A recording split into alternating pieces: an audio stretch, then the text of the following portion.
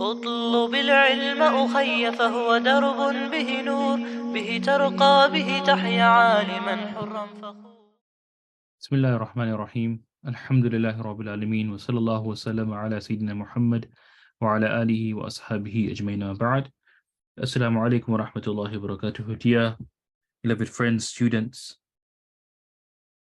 it's been a while, but due to Ramadan and a few other necessary and important tasks, we couldn't resume our studies and our reading. But inshallah, we'll continue now, going forward weekly. We were reading Kitab al-Buyur. We had commenced from al-Durr al-Mukhtar, and we continue reading from al-Durr al-Mukhtar. And we are here where it says, وَمِنَ الْمُجَازَفَةِ الْبَيْءِ. Okay, so Bismillah ar-Rahman ar-Rahim.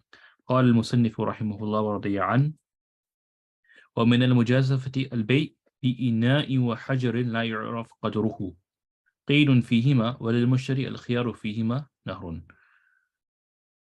Another form of estimation in a transaction, because we're talking about estimation, we're talking about not knowing exact amounts, that brings jahala into a transaction. Whenever there's some level of ambiguity, regardless of the volume and level of ambiguity, whether it's severe, whether it's minor, whether it's less, it doesn't matter. If there's ambiguity, there's a level of jahala. Of course, not every jahala is impactful and is deemed to be material. And what we mean by that is it doesn't always make a transaction fasid. Only some forms of jahala make the transaction fasid. Primarily, it's that jahala which leads to munaza'ah. And that jahala is generally deemed to be fahish, which means that it's gross, it's material, it's significant, that there's a very strong likelihood and probability of such a setup and arrangement causing resentment, dispute. There's a potential there. Even though it may not cause a dispute in practice, however, there's a strong possibility this setup can lead to munaza'ah. That's the worry and concern. So the Sharia is not there just to prohibit the actual dissent, discord, and dispute. Rather, the mere possibility or strong likelihood of there being discord, dispute, and dissent is sufficient to deem this to be material. It causes a strong probability. So it depends how. It'll be case to case. There are some general rules of jahala, but then when you consider contemporary actions, practices, transactions, each one will potentially have its, given the variance in transactions today, some things are well known that there's a lot of jahala, whereas other things are somewhat vague, opaque, or translucent, not very clear. The level of jahala would just depend then, and it would just need more of like a study on the potential, and that would also be an opinion that will be formed. So anyway, up here, they're mentioning from the scenarios of estimation in a transaction where you don't know precisely the amount being sold or paid. There's some level of guessing, estimation.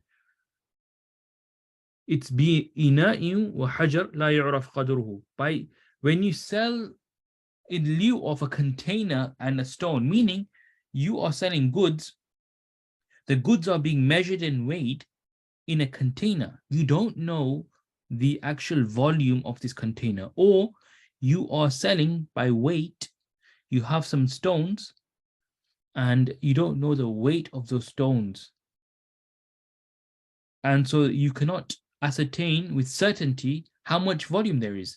And the manifestation of jahala comes is, if you were to go to somebody else after the transaction and they ask you, how much did you purchase this for?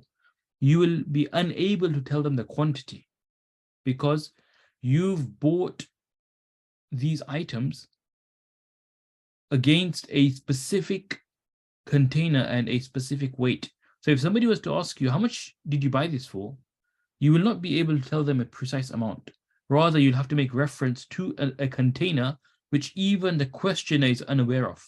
And therefore, both of you are unaware of the reference and benchmark, and hence there's a level of jahala. But even at the time of transaction, you don't know the amount. You just are making an estimation by looking at the container. So this is like you're using a benchmark and index without knowing the actual precise number. And it's on this basis that ulama and scholars permit, for example, in a lease agreement, if you agree a long-term lease, and this happens in Islamic finance quite regularly and frequently, where the initial period of the lease, the rental is known, but then the subsequent periods are deemed to be sub or mini transactions, mini lease agreements in and of themselves. And they are deemed to be valid by merely continuing with the lease. And those lease agreements, these mini or following subsequent lease agreements, they have their own rental rate, which is benchmarked against a common rate in the market. It may be the rental rate, but now that fluctuates and that changes. But because it's benchmarked against something, and in practice there's always like a ceiling and a floor, so a maximum and a minimum, there's a level of estimation there. Although we don't know the precise amount, but it's sufficient to reduce the jahala to make it tolerable and to remove it from being fahish, and that's why it's acceptable. That you can come to some kind of understanding of what the amount is through a formula, and then it's capped. It's capped with a ceiling and a floor, which gives you further clarity. So he says, قيد فيهما وللمشتري خيار فيهما. Look, in both, this is a qaid, right? It's a restrictive clause for both ina and hajar. لا يعرف قدره. That both, you don't know the actual amount in either of them. And further, the mushtari, the purchaser, has the option in both of these scenarios. What's the option? The option is خيار الكشف الحال, where the mushtari, because he doesn't know precisely the amount, he'll have an option to, once he finds out the actual amount, the qadar becomes known, he'll have an option to go and cancel the transaction because he was not certain on the total amount. It was unknown. And that's why there's a principle that whenever khiyar comes to rectify jahala yasira, because jahala fahisha cannot be rectified by khiyar. Jahala fahisha makes a transaction fasid. But khiyar will always come to make the jahala yasira removed and to make the transaction completely level. Because when there's jahala, the seller, and if it's from the seller's side, the seller has an advantage, an upper hand. Sharia does not allow a transaction to be sealed with any one party having the upper hand over the other. That's why the principle, as we discussed earlier, it's purely musawat. So khiyar comes to bring both parties to musawat. So whenever there's a khiyar, normally there's an imbalance in the transaction. The balance, it's not balanced. There's no equilibrium between the two. And therefore, if you think like a seesaw, it's one party is higher than the other. And so what khiyar does is brings them back level, because the one who is disadvantaged, who has the greater burden, because there's some information asymmetry here. The one buying is not aware of the full details. That's what we call information asymmetry. And the seller knows.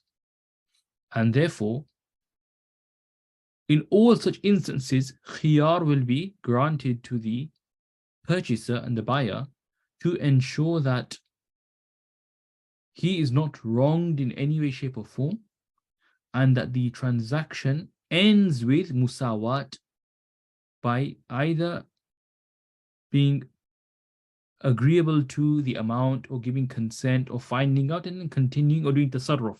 Like how all the scenarios where khiyar drops.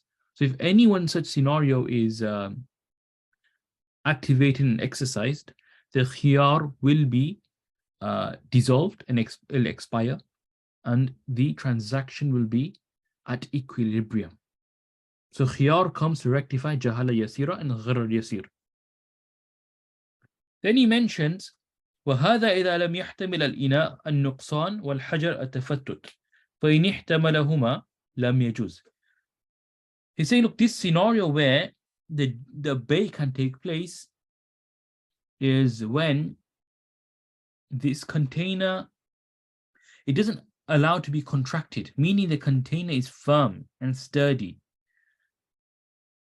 It doesn't contract in any way, shape, or form. It's not something soft or something of a material which grows in volume and shrinks based on its contents. وَالْحَجَرَ تَفَتُّتْ. And neither is the stone on the verge of crumbling and it's breaking and into parts, whereby its mass or its lack of mass and its kind of weakness impacts the kind of understanding of how much you're purchasing, right? فَإِنِ احْتَمَلَهُمَا لَمْ يَجُوزْ. If there's ihtimal of this, and it's a possibility of either the container shrinking, contracting, and expanding, or the stone disintegrating or breaking up, then the transaction will not be jaiz. What's a scenario of this where there's actual jahala? He mentions كبيعه قدر ما يملأ هذا البيت ولو قدر ما يملأ هذا الطشت جاز. This is like a riwayah da'ifa. There's a debate whether this is even acceptable amongst the fuqaha. But the idea is that if a person sells items and the terms, when it comes to quantity and quantifying the amount, then the terms state that the amount which is equivalent to the filling of this particular property, that's the amount, then that is not permissible. However, if it's وَلَوْ قَدَرَ مَا يَمْلَأُ هَذَا الطَّشْتِ, if it's just a kind of tray or platter, that will be jaiz. What's the difference between the two? Why is one permissible? Why is the other impermissible? What's the underlying rationale here? The underlying rationale up here is, if we were to consider this riwayah to be authentic and the fara to be valid, it's going back to the same principle of ascertaining, getting ilm. The argument is a person who is buying a bait full of things will be unable to properly quantify and acknowledge and understand, because what the dimensions are being given to him, or the kind of the space that's being offered to him, is unable to see all of the rooms in one go. He's unable to grasp instantaneously the dimensions of the different rooms in the bait. And therefore, if he goes to one room, then he goes to another room, he's not able, when the transaction takes place, he still will not have full clarity, meaning there's still scope, or there's more likelihood up here. Just that there's more likelihood of there being dispute, because he sees these rooms, he doesn't know whether how much exactly will I be purchasing, because he went and saw the first room 5 minutes ago, then the second room 3 minutes ago, then this room 1 minute ago. So by the time he pieces all this information together, he's unable to visualize and kind of comprehend exactly how much he's getting. And therefore, it's because, look, ru'ya gives ilm. Ru'ya is a form of ilm. That's why khiyar ru'ya, what is khiyar ru'ya? Khiyar ru'ya is actually, the fuqaha mentioned, it's not, ru'ya is not maqsood fi dhatihi. visualizing is not the objective, rather it's the ilm. And that's why the fuqaha call it khiyarul ilm. And that's why not everything drops with purely vision. Some things drop with just testing or smelling, because ilm is gained through different senses. And here as well, ilm is gained of the dimensions by visualizing. If it's a bait, he's going to buy a bait, and he's saying, look, qadra ma yamlu hadha al-bait. He's in the bait, he's being shown the bait, and he's purchasing these things. Of course, in this day and age, if it's potentially, if you can get knowledge with so many advances in technology, like even AI could give you a breakdown of the a breakdown of the kind of liters, the amount that can be grasped. All this knowledge now can be gathered. So therefore, it's more likely that this will not lead to dispute, and therefore it will be acceptable.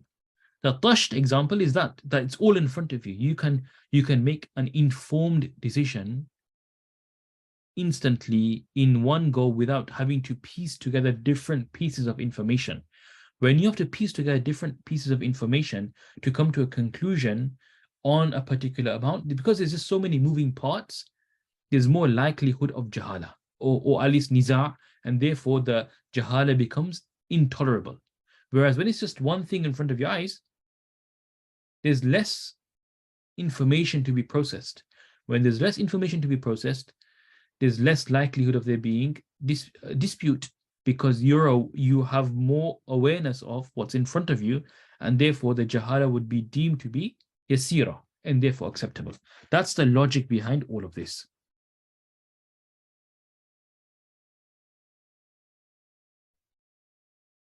Then he mentions وَصَحَ فِيمَا سُمِّيَ صَاعٌ فِي بَيْعِ صُبْرَةٍ كُلَّ صَاعٍ بِكَذَا مع الخيار للمشتري لتفرق الصفقة عليه ويسمى خيار التكشف. In the scenario where the transaction was on one صاع of في بيع صبرة كل صاع بكذا. So you're buying some wheat or some grain, and the transaction is for one sa'. You want one sa', but in front of you there's a subra, there's a heap of grain. But you're told that the price of every sa' is X amount. This will be valid. It'll be valid because think about the seesaw example again. You have ilm of the actual shurut, or the kind of integrals of the contract. You know what you want, the subject matter, you know the price of that particular subject matter. But the problem is you're not presented with any particular sa'. You just have a subra in front of you. This is where tafarruq al-safaqa comes. Why is it tafriq al-safaqa? Tafriq al-safaqa means what is asked for and what is presented is different, or what you do ijab for and what's the qabul is for something different. Basically, there's a mismatch between what was negotiated or was demanded from one party and presented by the other. There's a mismatch. Whenever there's a mismatch, it's called tafriq al-safaqa. We have divided the safaqa. A safaqa is safq. Safq comes for clapping or putting two hands together. And that's a whole discussion of how safqa, why is a trade called a safqa? Because people would then trade, shake hands.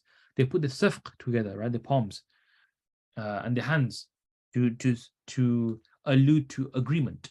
So safqa appear the agreement by both parties, because a safqa requires both sides.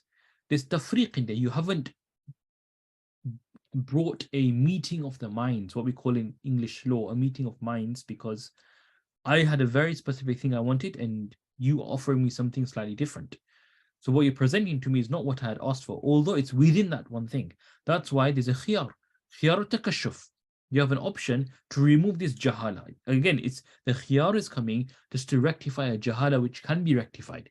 And that's why we call it khiyar at-takashuf, just to get the actual one sa', and the transaction will be valid. Then وَالصَّحَ فِي الْكُلِّ إِنْ كِيلَتْ فِي الْمَجْلِسِ لِزَوَالِ الْمُفْسِدِ قبل تقرره أو سمى جملة قفزانها بلا خيار لو عند العقد وبه لو بعده في المجلس أو بعده عندهما به يفتى. Up here, he's just simply referring to the context of what if you know all the amount that's there, and how do you get to know all the amount? How is the ilm gained after there being a subra? Then the scenario is if it was weighed or measured in the trading session, then because you have ilm of the total amount before taqarrur, what does that mean? Before the jahala becomes cemented and it becomes crystallized and solidified, then the transaction can become valid. And the fasad was almost, you could say, temporary. It wasn't something which had yet set, right? It was on the verge of setting, but by the end of the transaction, and that happened after you've closed the deal, after you've weighed everything and you're leaving the transaction, that's when, as long as at that point you know everything, then the transaction is deemed to be valid. Or the other scenario is the entire transaction amount or the total qufzan, right? If you're using this as a measurement, you know the full amount. Because if you know the total mabi or the total thaman, then you already realize, like, that fulfills you can work out the price or the amount of goods that you're buying, and therefore you'll have ilm. There will not be jahala. So if the entire qufzan has been mentioned also, and this will be valid without khiyar because you have complete ilm. You can work out. This is like a formula. It's almost to say that a formula is being mentioned here, or although a formula is not being mentioned in literally, but you know one part and the other part is obvious, and therefore it's sufficient to give you ilm of the total amount that's being sold to you. بلا خيار لو عند العقد. If it was at the time of transaction you found this out, وبه لو بعده في المجلس, and you'll have khiyar if you found out after the majlis, or is after the aqd, عندهما به يفتى, right? Or the transaction is بعد المجلس, you found out you had ilm of it even after the majlis had finished. This is according to Sahibain.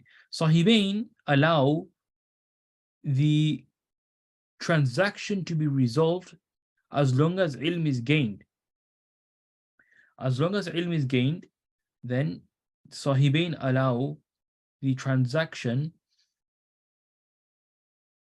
to be valid. Whereas Imam Abu Hanifa rahimahullah, he does not permit the transaction to become sahih after the fasid element has done taqarrur. How does it become, like, how is it taqarrur, and how does the fasad become firm and fixed and crystallized the transaction? By the transaction ending. That's it. Once you've closed the transaction, you are not then renegotiating or learning about the transaction. That's done. It's once you've done qabul and the transaction is over, whatever was agreed to at that particular moment until then, that is a transaction. Thereafter, there's no scope then of getting ilm. That's where khiyar comes in. If it's something which is minor, khiyar comes in to rectify. If it's something which is major, then khiyar can't rectify at all. So jahala yasira will be rectified by khiyar, but if it's something major, then it's finished. It's fasid. There's no way to redeem this. You need to cancel the transaction and redo it. Whereas according to Sahibain, there's an option to rectify this. Tarjih seems to be on the view of Sahibain, and that's based on taysir more than quwwat al-dalil.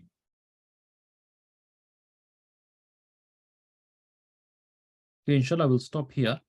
Some of the students have requested privately to read an easier book. They're finding Durr difficult. We'll see, inshallah. Perhaps you can do something easier like Badai Sanai, or something which is a more simple read. Dur can be difficult at times, but there's a lot of furu and fawaid in reading Dur. But nevertheless, I'll make a decision, and next week we may just read the same kind of ibarat and masail, but from a different book, because the furu are almost the same, but it's the layout and the presentation is somewhat different, and the ta'leel and the way the discussion is presented is somewhat different. And there's benefit in reading all the books. So next week we may start a different book from the same kind of discussion on, because this is now a new discussion which comes on the issue of quantity of the sayyid items. So we'll stop here. Subhanallah bihamdihi subhanallah.